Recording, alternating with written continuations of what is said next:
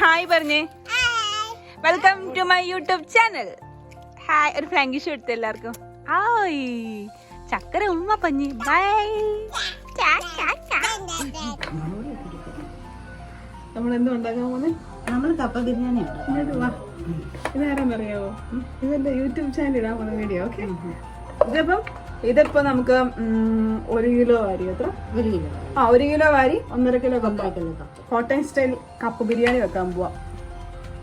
Okay, നീ മസാല ഇടാതെ. ഇപ്പൊ 1 കിലോ അരിക്ക് ഏകദേശം ഇത് 4 ടീസ്പൂണ് മുളക് പൊടി വേണം. Table spoon. 4 എരിവില്ലേലും അഴുക്കാം. ഓക്കെ. മഞ്ഞപ്പൊടി. മഞ്ഞൾപ്പൊടി എത്ര? അത് കുറച്ച് ഒരു 1/4 ടീസ്പൂൺ. പിന്നെ മസാലപ്പൊടി.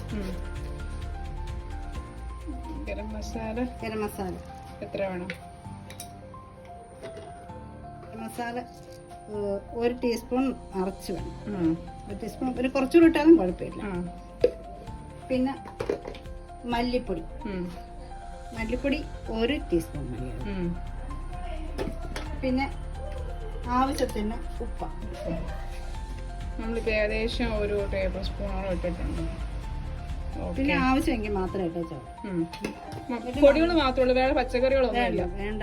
ഉള്ളി, വെളുത്തുള്ളി അങ്ങനെയുള്ളതൊന്നും വേണ്ട. ഇത് ഇളക്കണം. ഇത് എന്നിട്ട് നമ്മൾ കൈ കൊണ്ട് നന്നായിട്ട് ഇളക്കുക.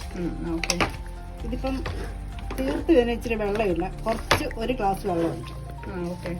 വെള്ളം ഒഴിച്ചിട്ടും വെള്ളം ഇറങ്ങത്തില്ലേ? വെള്ളം ഇറങ്ങും. എന്നാലും ഇത് നമ്മൾ കപ്പ ബിരിയാണി വെക്കുമ്പം ഇത് നല്ലതായിട്ട് ഇച്ചിരി ലൂസായിട്ടിരിക്കണം. ഓക്കെ. അതുകൊണ്ട് സാധാ വെള്ളം, പച്ചവെള്ളം. സാധാ വെള്ളം. ഓക്കെ. 1 കപ്പോ? 1 കപ്പ്. 1 കപ്പ് വെള്ളം ഒഴിച്ചു. 1 കപ്പ് വെള്ളം ഒഴിച്ചിട്ട് നന്നായിട്ട് ഇളക്കണം. നന്നായിട്ട് ഇളക്കിയിട്ട് ഇത് ഇറച്ച് നന്നായിട്ട് വേവിക്കുക. എത്ര വിസിലാ?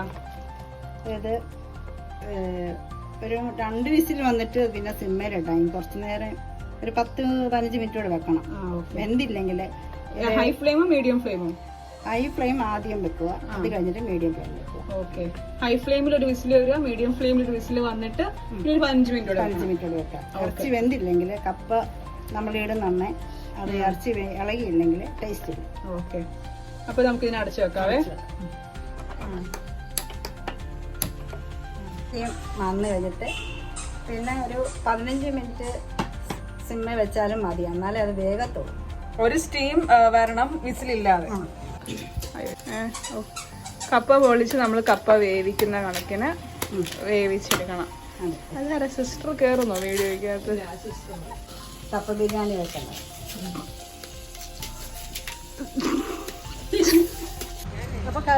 കപ്പ കഴുകി നല്ല വൃത്തിയാക്കി എടുക്കണം. ഇനിയിപ്പോൾ കപ്പ നന്നായിട്ട് ചെറുത് കൊത്തിയെടുക്കുക. ഓക്കെ. പോകുന്നു അപ്പുറത്തെ പറയാമോ?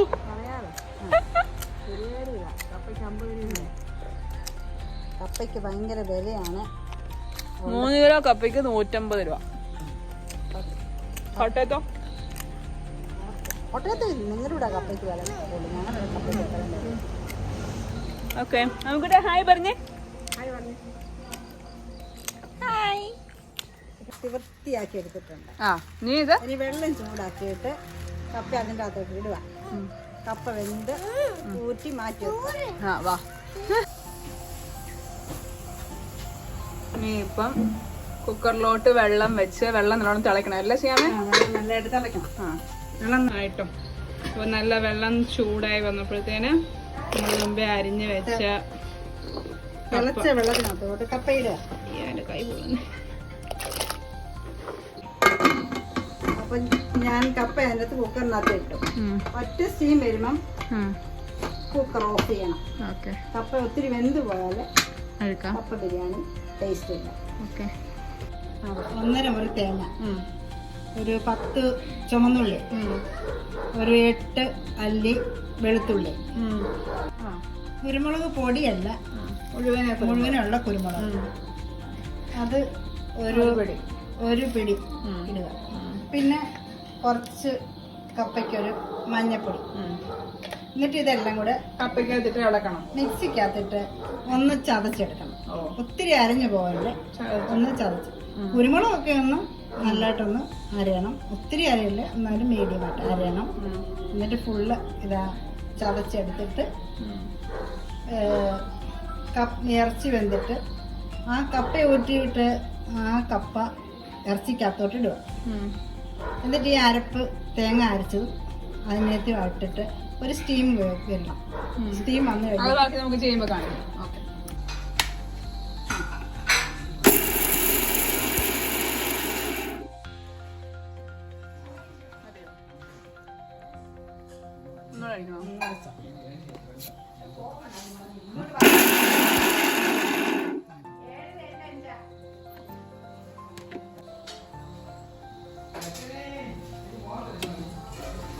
ഇതിപ്പോ എത്ര 1.5 മുറിക്ക്? 1.5 മുറി.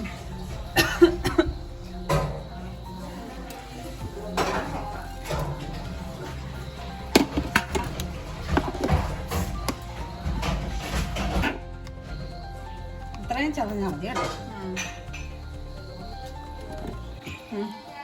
അരപ്പിനകത്തുനിന്ന് കുറച്ച് വെള്ളം എടുക്കാം കേട്ടോ. ഇത്രയും ഒരു 2-3 സ്പൂൺ വെള്ളം കാണും. ഇത്ര എടുക്കും. കപ്പയ്ക്കകത്ത് കുറച്ച് ഉപ്പിടുക. ഒത്തിരി ഉപ്പിടല്ല, നമ്മൾ ഇറച്ചിക്കകത്ത് ഉപ്പിട്ടിട്ടുണ്ട്. കപ്പയ്ക്കകത്ത് കുറച്ച് ഉപ്പിടുക.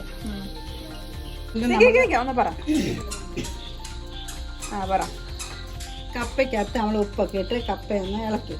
ഇനിയിപ്പോൾ ഈ നമ്മൾ വേവിച്ച് വെച്ചിരിക്കുന്ന ഇറച്ചി ഉണ്ടല്ലോ, അതെടുത്ത് ഇതിൻ്റെ അകത്തോട്ട് ഇടണം. ടേസ്റ്റ്. അതിനുശേഷം സ്റ്റൗ ഓൺ ചെയ്ത് സ്റ്റൗ ഓൺ ചെയ്യണം. സ്റ്റൗ ഓൺ ചെയ്തിട്ട് നമ്മൾ അരച്ച് വെച്ചിരിക്കുന്ന ഈ തേങ്ങ ഉണ്ടല്ലോ, തേങ്ങ ഇതിൻ്റെ മുകളിലോട്ട് ഇടണം. എന്നിട്ട് ഇത് നന്നായിട്ട് ഒരു സ്റ്റീം വന്നു കഴിയുമ്പം ഇളക്കുക.